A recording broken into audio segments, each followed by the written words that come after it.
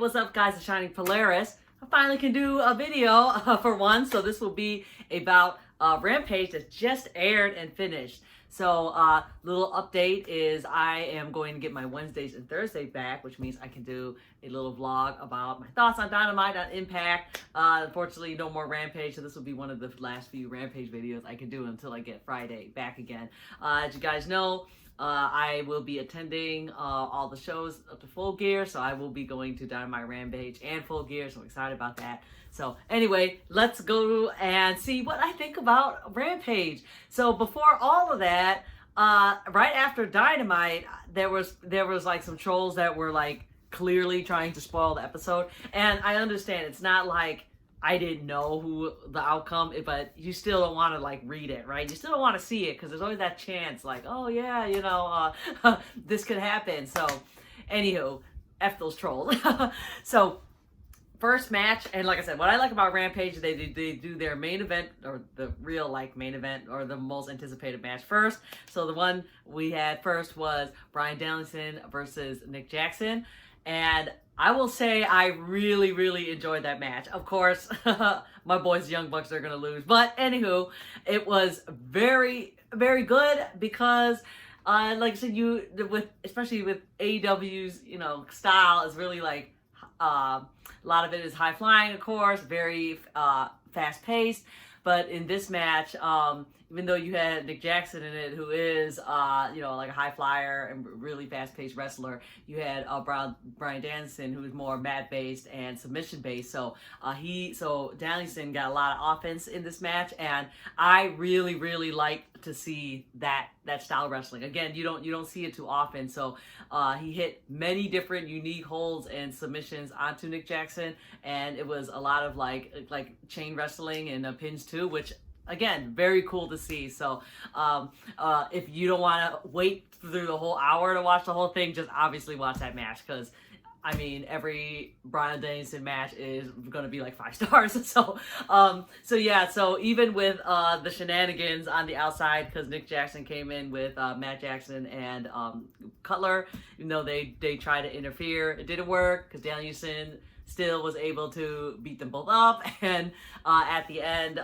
Danielson put Nick into a submission, and Nick tapped out for the win. So afterwards, you had the Elite to come out to try to beat him up, but of course you have Danielson and his crew, which, do they have a name yet, or are they just a group of friends together, which is Christian Cage and Jurassic Express. So they came out to even the odds.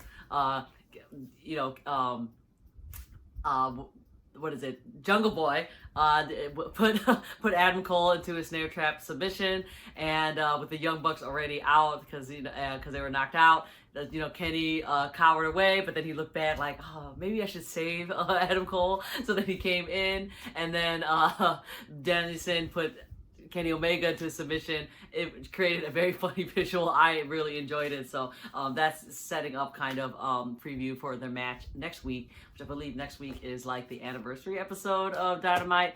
So it will be the Elite, which is Kenny Omega and Super Click versus Bryan Danielson, Christian Cage, and Jurassic Express, which they need a name. I don't know what the name of their crew is, but they're obviously like together. So yeah, my thoughts on this Bryan Danielson and Kenny Omega feud thing. Obviously, I love it, and because you're gonna get all your dream matches in, hopefully. I am hoping that because Danielson wants another shot at Kenny, right, and eventually for the title. So, but he has to like earn his way. So I really hope they just, if Danielson does single matches, I hope he just goes through each of the Elite and beat them, because that would be cool. Which I guess with what wasn't Kazarian supposed to kind of be doing that? But anyway, I guess I just forgot about him.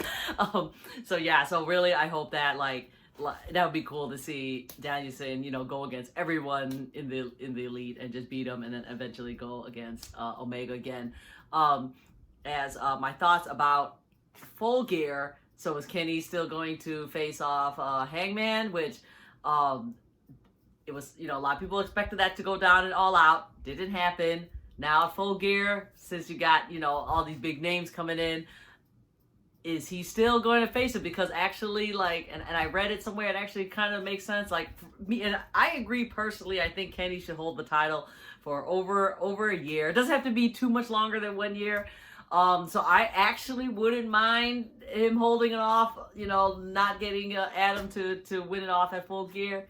We could even go further and go at Revolution, because I think this thing going on with Danielson and Omega is just so hot right now. Like, why not just ride that out? So maybe we'll just get Omega and Danielson again at Full Gear, maybe, if they do the thing. You know, he goes against everybody in the Elite, so we'll see. I know people are going to be pissed because a lot of people are ready for Adam Page to win the title. So anywho, that's just my thought on that. So the next little match was the three-way women's match. It was Thunder Rosa, Jade Cargil, and Nyla Rose. This was like a no DQ kind of hardcore-ish match, I guess you could say. Very surprising win. Everyone thought, yeah, Thunder Rosa was going to win it, and I thought that too. But then, like, even in the back of my head, I'm like, oh, Thunder Rosa wins, which is great, you know, because you're setting up Jade Cargill to be, like, as, you know, like the Goldberg or Brock Lesnar, I guess you could say, for AEW's women division. So I was like, I don't know, is she ready to lose yet? But, yeah, Jade Cargill did not lose in this match. She beat up Thunder Rosa with many chair shots and then pinned her for the win. When I was sitting there watching that, I'm like, yeah, Thunder Rosa's going to kick out, and then she didn't. So that was really cool. You got Jade Cargill winning that. So she is rising up the ranks. Who is the top right now for the women's? I can't remember who's number one. Is it Thunder Rosa that's number one? I know Cargill's like number two, so maybe Thunder Rosa is number one, and then now she's dropped. Cargil, gonna see Cargil versus Britt Baker. That'll be great. So can't wait to see that. And then the last match was Orange Cassidy versus Jack Evans at a hair for hair match or whatever. I think I said this before. My thoughts on Orange Cassidy and HFO feud. Where's my plush here? Right here. My poor boy Orange is. I'm not saying he's buried, but I really don't like this HFO stuff. Like, it's just not doing. Like, it's. Why are you doing this to my boy Orange? Put him in the proper feud. I know there's too much stuff going on with Kenny Omega, but eventually, you know, Orange Cassidy is ranked number one. So anyway, he's still number one. So when are we going to run that back? I want to see Orange Cassidy versus Omega 1-on-1, even if Orange had to lose. But whatever, that was a fun match. Anywho, Orange Cassidy in this feud with HFO for too long. Now they have a hair for hair match, which everyone thought was with Matt Hardy. Maybe they will do it in the future. I don't know, but it was with Jack Evans instead. So even, you know, obviously I watched this because I like Orange Cassidy, but I was like, oh, another HFO feud. But anywho, when the match was over, it actually was pretty good. So you have so much shenanigans because you got HFO with a huge faction coming out trying to, you know, distract or whatever. But then you had the best friends coming out. Obviously, it was only Wheeler, Chuck, and Chris. But Dark Order came out to back up the best friends. So at the end, you have Orange Cassidy doing his Orange Punch to Jack Evans to win. And yeah, it was so wholesome at the end. Like, almost gave me like a little tear because, you know, this is in Rochester, New York, Brody's hometown. And at the end, after they cut the hair and all that, which was actually really funny because you see Orange Cassidy like sweeping the hair off the floor.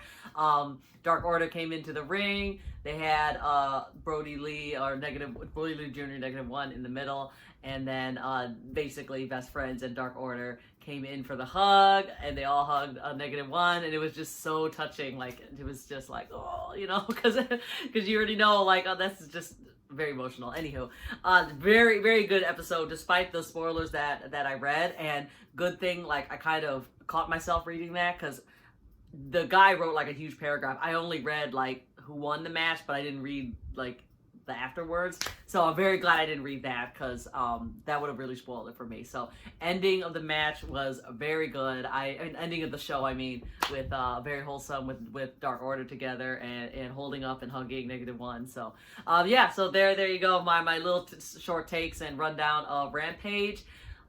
Yeah, so next week I will. I think next week is going to be my last week that I have Friday and Saturday off. So you'll see my, like this review on Rampage. So all right, thank you guys for supporting me, and I'm very close to reaching 9,000 subscribers on YouTube. So keep that up, yay! So follow me on Twitter, and I'm on there all the time. You can reach me on there, talk about whatever, DM me, I don't care. Shining Polaris on Twitter. If you want to see really cool clips, I'm uploading all mine from Grand Slam.